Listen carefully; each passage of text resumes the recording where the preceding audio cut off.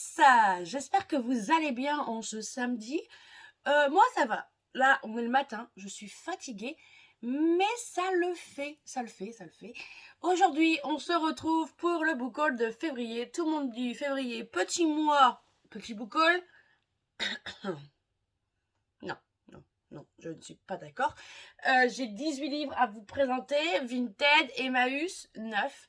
9, je crois me souvenir, cadeau aussi. Donc c'est parti, hein. On va commencer par ce que j'ai sur le côté. Je savais pas qu'il sortait. Honnêtement, je ne savais pas. J'ai vu ça sur le compte de la maison d'édition. Donc c'est Cotoon. Et c'est le deuxième tome de Let's Play. Let's Play, j'avais gagné le premier tome sur Instagram, si je me souviens bien. En gros, l'histoire, c'est qu'on va suivre Sam. Sam a créé son propre jeu vidéo. Et en fait, Marshall, qui est un streamer, va essayer son jeu vidéo et il va clairement dégommer son jeu vidéo. Il va dire qu'il est nul, que tout est nul en gros. Et son jeu va faire un énorme bide, malgré une super bonne note dès le début. Du coup, à cause de ce Marshall, elle a eu une mauvaise note. Du coup, elle est un peu en colère. Et ce qui se passe, c'est qu'elle va découvrir que Marshall va devenir aussi son nouveau voisin. Donc, voilà. Représentation, anxiété sociale, quel bonheur, vraiment trop bien représenté.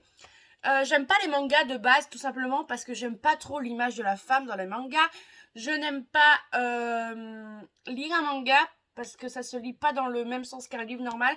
Sauf que cela, chez Cotoon, vu que c'est un webtoon, ça se lit comme une BD. Donc, gros point positif pour moi. Donc, pour le moment, je recommande. Je vais lire ce deuxième tome, je l'ai pas encore lu, mais ça ne serait tardé. On continue avec un livre, j'étais pas sûre de l'acheter. Pour être honnête avec vous, j'ai lu la duologie du coup, Ashes Falling for the Sky. J'ai bien aimé, mais le problème de cette saga, enfin cette duologie du coup, c'est que pour moi, c'est de la tristesse pour de la tristesse. C'est trop de... Il se passe tellement de choses tristes qu'on se dit, au bout d'un moment, il va y avoir quand même quelque chose de joyeux. Pas du tout. C'est vraiment tristesse sur tristesse sur tristesse. Et au bout d'un moment, ça m'a lassé. Et du coup, le duo d'auteurs, du coup, Mathieu Guibé et Neil Gaiman ont sorti Just Wanna Be Your Brother, qui est une histoire qui se passe avant Ashes Falling for the Sky. En gros, on va suivre l'histoire entre Ash et Zach. C'est ça. C'est Zach. Oui, Zach. Qui était meilleur ami, mais il s'est passé quelque chose qui fait que voilà, je vais pas vous dire, il est énorme je trouve, il est super gros. Je sais pas quand je vais le lire, mais je l'ai acheté sur Vinted, j'ai trouvé à pas cher, je me dis bon vu que j'ai trouvé à pas cher, je me dis pourquoi pas. Franchement, juste parce que je l'ai trouvé à pas cher, je l'aurais jamais acheté neuf, mais voilà. Donc à voir. On continue avec une suite de saga, c'est Inheritance Game 3. Est-ce que je vais vous faire un résumé de ce roman de Jennifer Lindbergh? C'est le dernier tome de la trilogie. Alors, je sais pas si PKJ a prévu de traduire la nouvelle, parce que normalement, en anglais, il y a aussi un roman sur les frères Weston, du coup, Weston. Je sais toujours pas le dire, leur nom de famille. Mais en gros, je vais vous faire un résumé rapide pour ceux qui connaissent pas. Mais en gros, on va suivre Avery. Avery est une jeune fille, voilà, qui fait sa vie. Et un jour, elle reçoit un courrier comme quoi qu'elle a touché un héritage d'un certain Tobias Hawthorne. J'arrive toujours pas à le dire. Mais pour toucher cet héritage, elle va devoir vivre 1 an dans le manoir. Sauf que dans ce manoir, il y a tout le reste de la famille qui a été déshérité. Voilà, tout simplement. Alors, les questions, c'est pourquoi elle Voilà, c'est bête, mais oui, il a connu David Adam, pourquoi elle? Du coup, moi j'ai lu le 1 et le 2, il me reste plus que celui-là à lire. C'était des petites énigmes, un peu comme un Cluedo. C'est très intéressant. Ça se lit super bien, mais moi je vous recommande, c'est de lire les 3 d'une traite. Je sais pas si vous êtes comme ça, mais en gros il y a tellement d'énigmes, il y a tellement de choses à retenir. Je pense que la meilleure solution c'est de les lire vraiment d'une traite. Voilà, c'est mon avis, après chacun le sien. On continue avec une suite de sagas, mais c'est un dernier tome. Il s'agit de Bodyguard, le tome 4 sur Jackson, que j'attends avec impatience. Au mois de mars, du coup, on va lire le tome 3, qui est sur Sawyer en lecture commune. Si vous voulez plus d'infos, rendez-vous sur mon compte Instagram. Il y a 3 lectures communes ce mois-ci. Donc n'hésitez pas. D'ailleurs, il y en a une qui arrive prochainement, je vais vous présenter.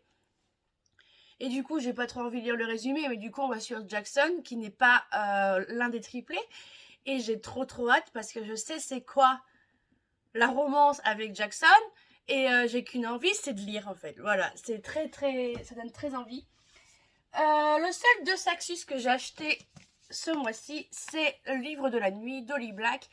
Pourquoi? Parce que j'ai lu complètement la saga Le Peuple de l'air, donc Le Prince Cruel et tout le tintin.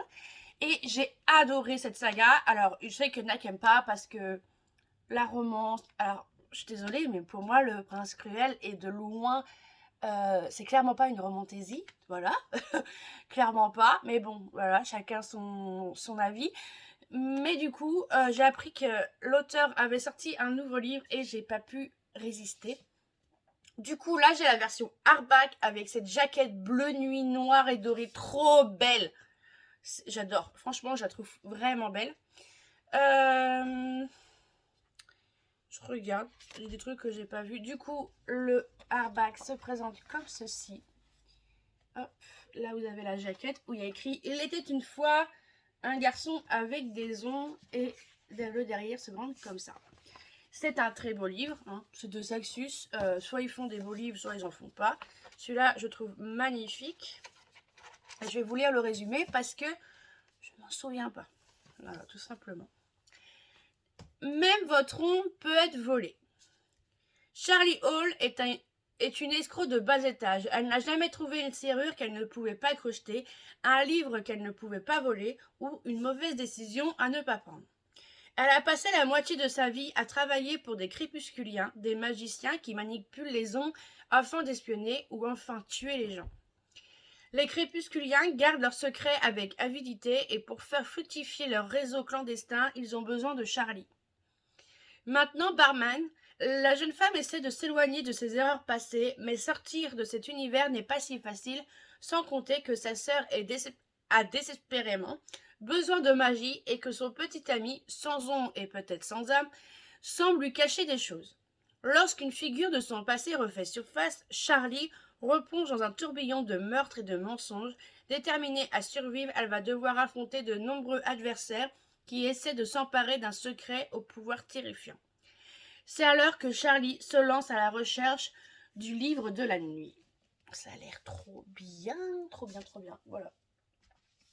Continue avec la pile qu'elle a. On m'a offert, c'était une sorte de Secret Santa pour ceux qui ne connaissent pas.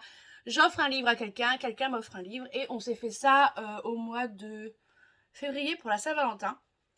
J'ai fait une liste de 5 livres et j'avais mis Verity parce que je l'ai lu, c'est un livre que j'ai lu, mais que je n'avais pas dans ma bibliothèque et je collectionne, je ne sais pas si vous voyez, là, ici, c'est tous mes Colleen Hoover, absolument tout. Donc, il m'en manque quelques-uns, dont celui-là. Et là, j'ai la couverture, la réédition que Hugo en fait avec la couve originale, la couve VO. Donc, c'est très intéressant, j'adore. Alors, Verity, que dire sur ce livre? Vous vous attendez pas à une new romance lambda comme on connaît avec Colleen Hoover. Là, on est plus sur un suspense, ouais, suspense thriller, enfin même pas thriller. Je sais pas trop comment qualifier ce livre. Il est un peu glauque. Voilà, c'est tout ce que je peux dire. En gros, on va suivre Lowen. Lowen est une jeune fille, voilà, lambda. Elle va être embauchée du coup par le mari de Verity, tout simplement parce que Verity a eu un grave accident et vu qu'elle est écrivaine, elle ne peut plus écrire. Et ils vont embaucher Lowen pour qu'en fait, elle écrive à la place de Verity. Mais tout va pas se passer comme prévu. Pas du tout. J'irai public averti quand même parce que il se passe des choses un peu waouh. Si vous voulez vraiment une romance, c'est pas le livre que je vous conseillerais, mais ça a été une bonne lecture. Même déjà, l'auteur nous plonge directement dans l'univers dès la première phrase. Car la première phrase du livre, c'est sa tête éclata. Non, j'entends son crâne exploser, puis son sang gicler sur moi. C'est exactement la première phrase du livre. Vous voyez un peu le délire du bouquin. C'est un peu glauque. On continue avec un livre que tout le monde a lu, j'ai l'impression, sauf moi. C'est The Kiss Cochien de Hélène Ohan. Je sais pas comment ça se dit. Ohan. Pareil, chez Hugo. Toujours chez Hugo. En gros, ici, on va suivre une jeune femme qui a le syndrome d'Asperger. C'est de l'autisme. Et en fait, elle connaît strictement rien aux relations amoureuses ou autres. Et elle va faire appel à un escort boy pour que lui apprenne comment draguer. Voilà. Et on s'en doute bien qu'il va y avoir une romance. Ça a l'air sympatoche, ça a l'air mignon. Franchement, ça a l'air mignon. Donc après, à voir si la maladie, le syndrome de, comment ça s'appelle du coup, Stella, soit bien traité. C'est le seul bémol que j'ai, c'est que j'espère que son syndrome est très bien traité. Autrement, ça va le faire. On continue avec une autre lecture commune du mois de mars. Il s'agit de Nymphéa et la Chambre Rouge. Pareil, je vous invite à aller me suivre sur Instagram pour avoir les infos. Ici, on va suivre Roxane. Roxane est une journaliste qui veut faire un scoop, en gros. Attendez. Voilà, elle recherche le scoop qui fera décoller sa carrière de journaliste. Et du coup, elle décide de s'infiltrer derrière les portes du millésime. Le millésime, c'est quoi? C'est un endroit où armes, drogue et prostitution sont bien... Voilà.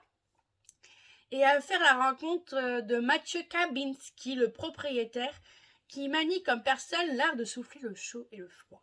Ça a l'air extrêmement bien. Il y a écrit armes, drogue, prostitution. Roxane compte bien mener l'enquête et révéler au grand jour les manigances de son arrogant patron.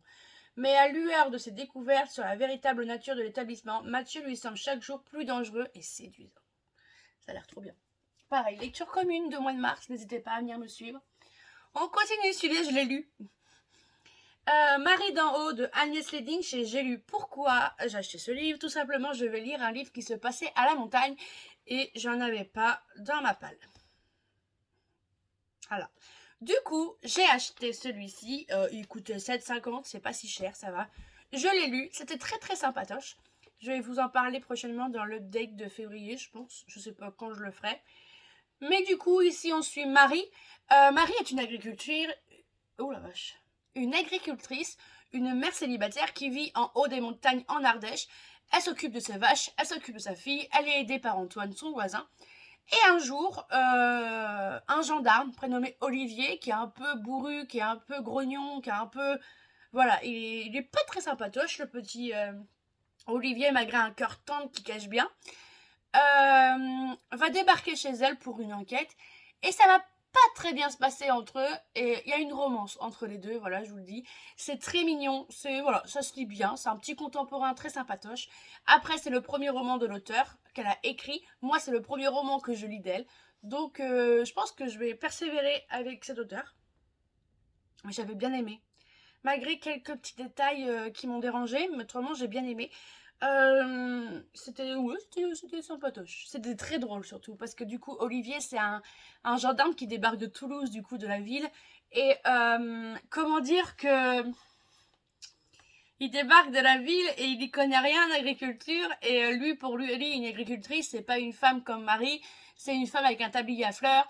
Vous voyez les gros clichés comme il existe bien, et il va bien être surpris de ce qu'il va voir. On continue avec une des dernières sorties Hugo que je me suis trouvée sur Vinted. C'est Only Lie de Jan Pierce. Là, on va être question de musique. Maxine, étudiante en histoire des arts, va commencer une toute nouvelle vie à Los Angeles. Je vais mettre du résumé, désolée. Et en fait, elle cherche à chaque instant, elle lutte pour se reconstruire, mais elle y arrive petit à petit grâce à ses amis, à ses cours et surtout grâce aux narcotiques anonymes. Je vais vous lire le résumé, ce sera beaucoup plus simple. C'est aux narcotiques anonymes qu'elle rencontre Gareth, qui est encore plus secret qu'elle, promis à un brillant avenir au sein de son groupe de rock. La drogue, l'alcool et les filles sont devenus des addictions qu'il doit faire cesser s'il veut poursuivre sa carrière. Peu importe qu'il ait une bonne raison d'avoir plongé une première fois, au fur et à mesure des séances, Maxine et Gareth vont trouver du réconfort dans leur passion de l'autre. Leur relation est cependant dangereuse et surtout interdite. On ne remplace pas une addiction par une autre. Les quelques instants de bonheur qu'ils s'accordent leur sont précieux, mais les aideront-ils à faire face ou les plongeront-ils dans les limbes? Alors, vous allez dire, c'est un tome 1. Oui, c'est un tome 1. Le tome 2 sort au mois de mars. Donc voilà, attention pour ceux que ça intéresse. Enfin, c'est pour moi en tout cas. Moi, je trouve que c'est écrit très petit. Très petit. Voilà. Mais ça a l'air très intéressant. Donc, à voir. Je pense peut-être me le lire prochainement. Je sais pas, j'ai tellement de lectures en ce moment. On continue avec un tome 1. Et un tome 2. De Palisade Park de Malala Cassis. Je pouvais pas passer à côté. J'adore Malala Cassis. Franchement, j'adore Malala Cassis. Là, on est un peu sur un truc à la Desperate Housewives, tout simplement, parce que on est dans un immeuble. Je vais vous montrer le début. Vous avez l'immeuble là. Et là, vous avez tous les personnages qui y habitent. Attendez, hop. Tous les personnages qui y habitent. Et bien sûr, il va y avoir des romances entre certains. Donc, ouais, donc là, on va suivre une jeune femme qui arrive tout juste dans la résidence et elle va faire la rencontre d'un des garçons. Je crois que c'est Matthew, à ce que je vois.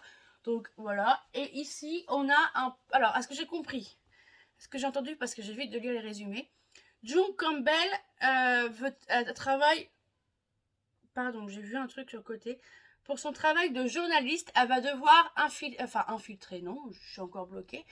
En fait, elle va aller voir les pompiers. Les pompiers pour faire un reportage sur eux, donc pourquoi pas. Sauf que le problème, c'est qu'elle a peur du feu et Derek est son voisin. Et ils s'aiment pas spécialement. Voilà. Donc ça a l'air sympa et j'adore les couleurs. Voilà. Rien à voir, mais je le dis quand même. Hop. On continue avec Lumen, de Lune et de sang de Erin Beatty. Je vais vous lire juste le premier paragraphe. Je sais qu'il est question de lune. C'est dans le titre. De meurtre. Voilà. Je vais juste vous lire le premier paragraphe. Je trouve qu'il suffit à lui-même. Lorsque la lumière de la lune l'effleure, le monde de Quatrain se métamorphose. Au cœur de la ville de Collins s'élève une immense Soctum, je sais pas comment ça se dit, en construction depuis des années. Elle est sur la plus haute de ses flèches et sur la plus haute de ses flèches se dresse la silhouette de Quatrain, jeune orpheline qui inspecte travaux et échafaudages pour le compte du maître architecte Thomas. Un soir de pleine lune, en mission pour celui qu'elle considère comme son père adoptif, elle fait une chute vertigineuse et se blesse. Pire encore, à l'espace d'un instant, elle a la vision sanglante d'un meurtre et entend les appels au secours d'une femme. Ça a l'air extrêmement bien. La couve est sublime. Franchement, Lumen a fait un travail incroyable sur ce roman. Je trouve que la couve est magnifique. On continue avec un deuxième tome qui est le deuxième tome et dernier de The Monster of Verity, or Dark Duet, de V. Schwab, où sur le premier on avait Auguste et là nous avons Kate.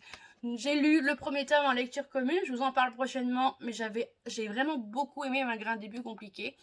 Du coup, là, j'ai hâte d'y retourner pour savoir le fin mot de l'histoire et surtout pour trouver mon amour d'Auguste. Voilà. Monster of Verity, c'est quoi? Tout simplement, dans Verity, vous avez deux quartiers. Le quartier nord, dirigé par les Harker, par les Harker, donc le père de Kate, qui n'est pas quelqu'un de super sympatoche, on va pas se mentir, parce que si vous voulez sa protection, il faut le payer avec des monstres. Voilà, tout simplement. Et de l'autre côté, on a les Fines qui ont des monstres aussi, mais ils en ont que 3, qui sont des Sunai, dont fait partie Auguste. Les Sunai sont des monstres qui vont faucher les âmes avec de la musique, tout simplement. Et c'est un peu les plus dangereux. J'ai adoré parce qu'en fait, dans ce roman, on est un peu en mode qui sont vraiment les monstres. En gros, est-ce que c'est vraiment les monstres ou est-ce que c'est les humains les monstres? Il y a beaucoup de monstres en une phrase, mais c'est très intéressant. Et j'ai hâte de terminer cette saga. Pareil, un roman qui a fait le buzz, qui, sur le coup, me tentait pas parce qu'il fait quand même pas 320 pages, je crois, ou 330 pages et il coûte 20 boules, 20 euros. Je trouve ça cher, même si c'est de la fantaisie, je trouve ça cher. De toute façon, la fantaisie, j'ai remarqué que c'est le plus cher. Et du coup, j'ai trouvé pour 10 euros sur Vinted et je me suis dit, bah c'est le moment, j'ai acheté Guild de Raven Kennedy, du coup le premier tome de la saga de Ren, où ici on parle de la mythologie, non, du mythe du roi Midas. En gros, on va suivre Oren qui voit un peu un culte à Midas, mais elle est renfermée dans sa cage dorée, mais jusqu'au moment où il va se passer quelque chose. Voilà, en gros c'est ça. Alors, il paraît que le premier tome, il faut pas s'attendre à quelque chose de très romancé, c'est très introductif, donc je verrai bien. Je vais le lire pour savoir si je lis la suite ou non. Parce que 20 € un tome, je suis désolée de dire, mais ça fait mal au popotin. Voilà. Et pour terminer, à Emmaüs, j'ai l'impression d'avoir oublié un livre, mais c'est pas grave, mais je suis pas sûre. J'ai trouvé Paris entre amis, Paris entre amants, Paris entre amour de Pauline Libersat. Chez je sais pas qui. Je sais pas chez qui c'est publié. Du coup, là c'est le 1, là c'est le 2, là c'est le 3. J'ai trouvé les 3. Ah, bon, on va pas se mentir, le dos est pété de chez Pété. Mais je les ai trouvés pour 9 € les 3. Donc je vais pas m'en plaindre en soi. C'est une question de pari, je pense. J'ai pas envie de lire le résumé. Désolée, j'ai mon chat qui s'est couché à côté, donc je fais gaffe. J'ai pas trop envie de savoir, donc voilà. Après, le premier tome, j'ai vu qu'il était mal noté. Je verrai bien. Mais du coup, dites-moi si vous avez lu certains de ces livres. Parce que là, franchement,